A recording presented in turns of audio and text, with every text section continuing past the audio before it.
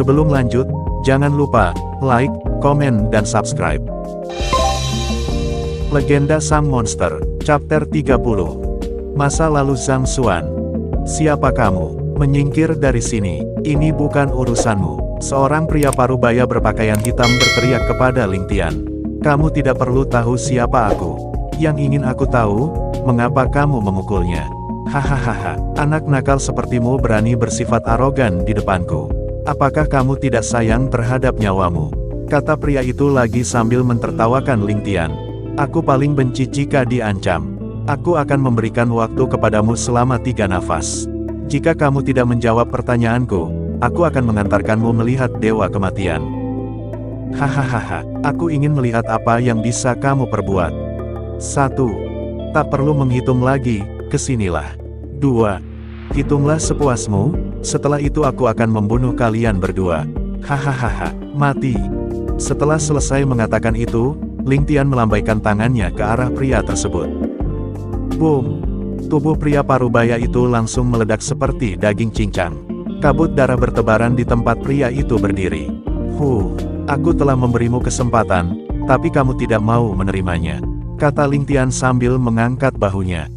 Wajah orang-orang yang keluar untuk melihat pertunjukan itu seketika berubah pucat. Seorang pemuda berusia sekitar 16-17 tahun membunuh seorang kultivator tahap ke-7 bintang emas seperti membunuh seekor semut. Dalam pikiran semua orang, hanya ada satu kata yang pantas ditujukan untuk Ling Tian. Monster. Mereka dengan cepat kembali memasuki ruangan masing-masing karena takut akan terlibat dengan masalah tersebut, apalagi harus terlibat dengan monster seperti Ling Tian. Sedangkan untuk Ling Han yang telah berada di samping Ling Tian, langsung muntah melihat semua itu. Dia segera berbalik untuk membelakangi tubuh yang telah hancur tersebut. Dia baru pertama kali melihat Ling Tian membunuh, dan tubuh orang yang dibunuhnya berubah menjadi seperti bubur daging. Lin Yue hanya tetap berdiri diam di samping Ling Tian. Dia telah terbiasa melihat sepak terjang dari monster itu. Apa yang sebenarnya terjadi Paman Sang?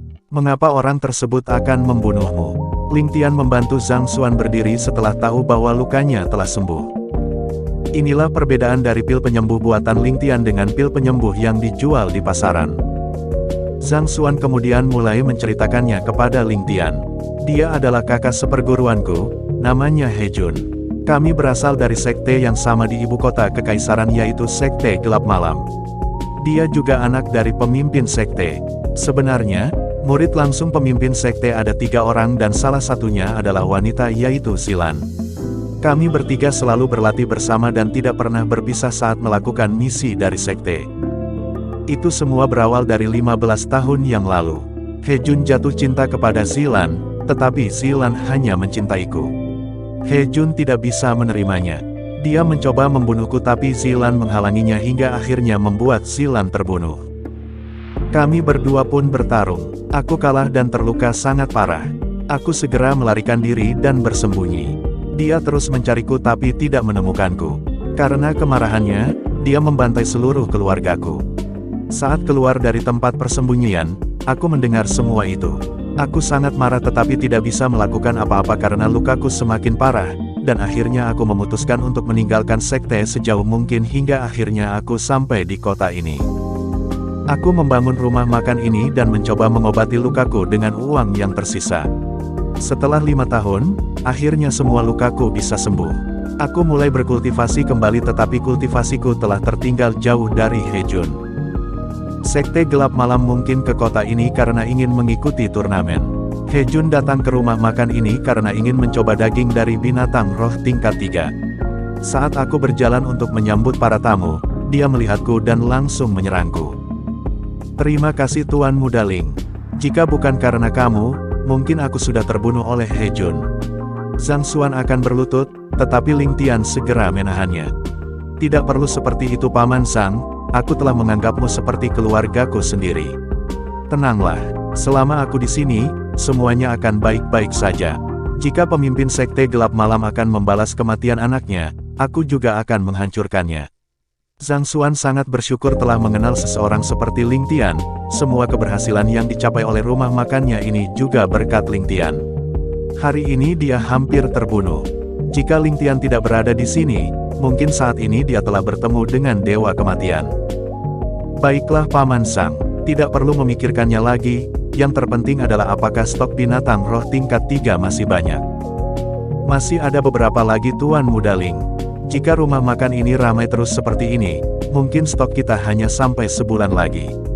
Baguslah Paman Sang, masalah binatang roh tingkat 3, biar jadi urusanku. Oh iya, Paman Zhang, perkenalkan ini kakakku namanya Ling Han. Ling Tian menunjuk ke arah Ling Han yang baru selesai muntah tetapi masih tetap jongkok di tanah. Salam kenal Tuan Muda Ling Han. Ling Han tidak menjawab Zhang Xuan, dia hanya mengangkat tangannya karena masih merasakan mual.